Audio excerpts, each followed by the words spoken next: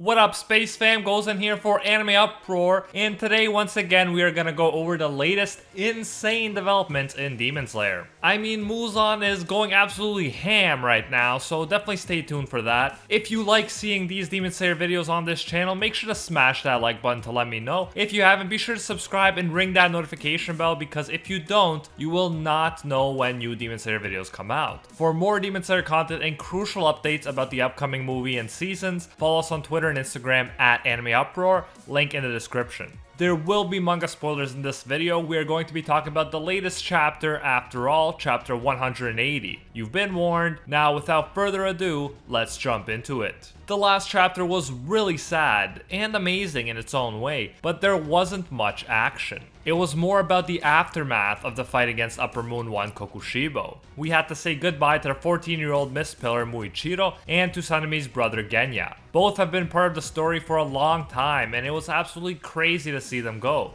But that's the kind of series this is. All Demon Slayers, especially Pillars, are willingly risking their lives every day, and they are prepared to die. It's part of the job description, and there's the sense that nobody's really safe no matter how young they happen to be. We start this chapter called Recovery with Tanjiro and Giyu hearing about who's died and who hasn't from a crow. Tanjiro can't help but break out in tears when he hears about who's died. He goes from dry eye to Niagara Falls real quick. That's Tanjiro's character though, while we are not shown any tears coming from the stoic Giyu. Tanjiro falls a bit behind Giyu, but he doesn't stop. He accepts that this is reality. He drops a powerful quote here. He says to himself, and I quote, "Keep looking forward, fight on until the end. Just like everyone else, I'll go without hesitation," end quote. This is the position that Gyomei and Sanemi also found themselves in during the last chapter. There's no time to mourn. They have to go fight Muzan. Now, Gyomei, Sanemi, Tanjiro, and Giyu are all approaching Muzan, so that will truly be an epic battle when it begins. We learn a bit more about the Dance of the Fire God as well. We learn that Tanjiro's Dance of the Fire God is in an incomplete state. Tanjiro says he's someone that couldn't inherit it. He saw Senjiro's letter and understood. There's a 13th form of the Dance of the Fire God, but Tanjiro only knows up to the 12th. Side note though, I would not be surprised if Tanjiro ends up learning this later somehow, or even creates some new form, since Inosuke, Zenitsu, and Giyu have all been able to do the same.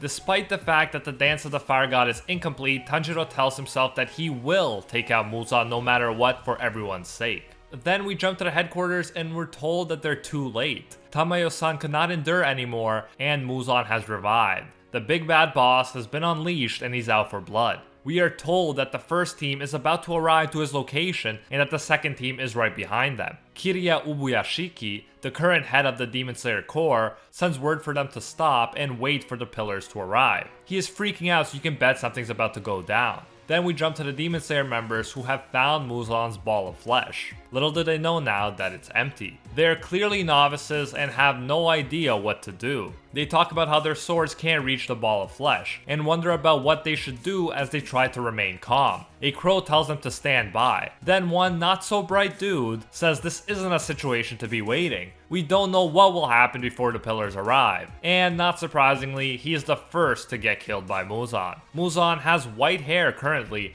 and he's not wearing any clothes. It's like the 7 Deadly Sins where seemingly darkness is substituted for clothing like pants. He also has mouths with sharp teeth all over his body. He just goes crazy, killing countless Demon Slayers present. These guys are literally useless against him. In fact, they're worse than useless. They are actually helping him recover quicker. The title of this chapter, Recovery, was clearly referring to Muzan's recovery. We get an entire full page sized panel to show just how much damage Muzan is inflicting on the Demon Slayer Corps. Kiriya is screaming for them to wait for the pillars to arrive and explains that if they don't, they will just be food for Muzan's recovery. That is exactly what's going on. Now that Muzan is free, he is killing every living body in the vicinity, and they're all powerless to stop him. A crow shouts for everyone to fall back, but everyone that was there seems to be dead already. Muzan then kills the crow. That guy is ruthless and thorough AF. Muzan says that after living over 1,000 years, he's lost the sense to taste food. But now that he was starving, he could truly appreciate how very delicious it was for the first time in a long while. Muzan thanks the Ubuyashikis for deliberately bringing them food. Yes, Kiriya tried to get everyone to retreat, but it was not a good idea to send them there in the first place. Not sure what he expected to happen.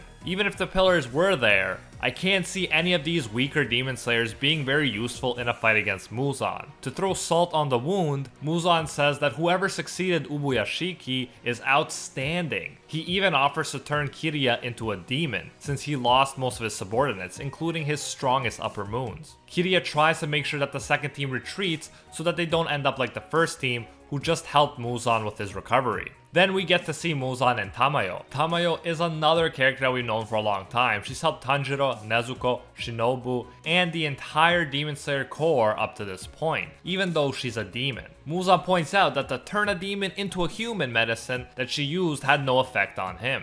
Whether this effect will be delayed or not remains to be seen. Despite how many hundreds of people have tried to kill Muzan over the years, none of them have succeeded. Tamayo says she wants her husband and children back. Muzan says then die right now and go to the side of the family you killed. This is one of the biggest tragedies in Demon Slayer. The way Tamayo, a good-hearted person, was turned into a demon and ended up not being able to control herself was so freaking tragic. She killed the most important people in the world to her husband and her children. She's had to live with that guilt all the way up to this point. Sure, it was Muzan's demon blood that drove her to do it, but I bet that deep down she feels unbearable guilt about hurting the people that she loved more than anything. After all, a mother's love for her children is one of the most powerful things in this world. For a mother, losing her children would be unbearable as is, but in this case, Tamayo was also the one who killed them. Muzan is truly among the most villainous of villains for putting a mother through that. He then proceeds to crush her head without mercy.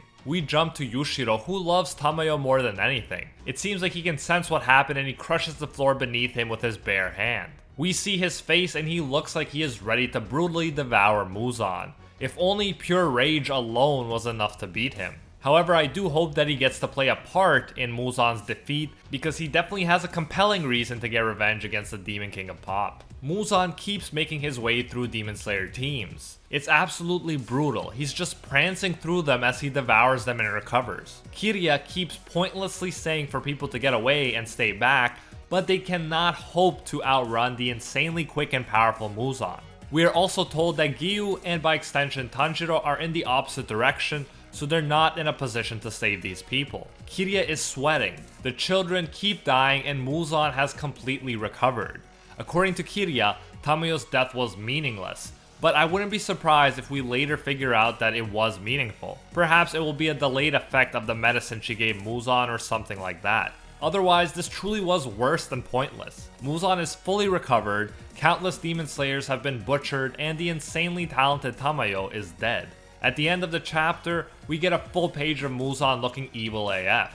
He smiles and seems confident in his ability to kill everyone without any help from subordinates. He says that he will eliminate the Demon Slayers tonight. He will massacre them all. What a crazy chapter. Things went from 0 to 100 real quick, as Drake would say. We went from Muzan being trapped to Muzan massacring countless people. I don't think any chapter had anywhere close to this many deaths. We are definitely approaching a climax. Up to this point, the Demon Slayers kept defeating upper moons, and it seemed like things were really turning in their favor. However, after this chapter, Muzan has completely altered that perception. Now he seems unstoppable. I can't wait to see what happens in the next chapter. Let me know what you thought of this chapter and where you think we're going from here. If you enjoyed this chapter review, make sure to smash that like button to let me know. If you haven't, be sure to subscribe and ring that notification bell, because if you don't, you will not know when new Demon Slayer videos come out. For more Demon Slayer content and crucial updates about the upcoming movie and seasons, follow us on Twitter and Instagram at AnimeUproar.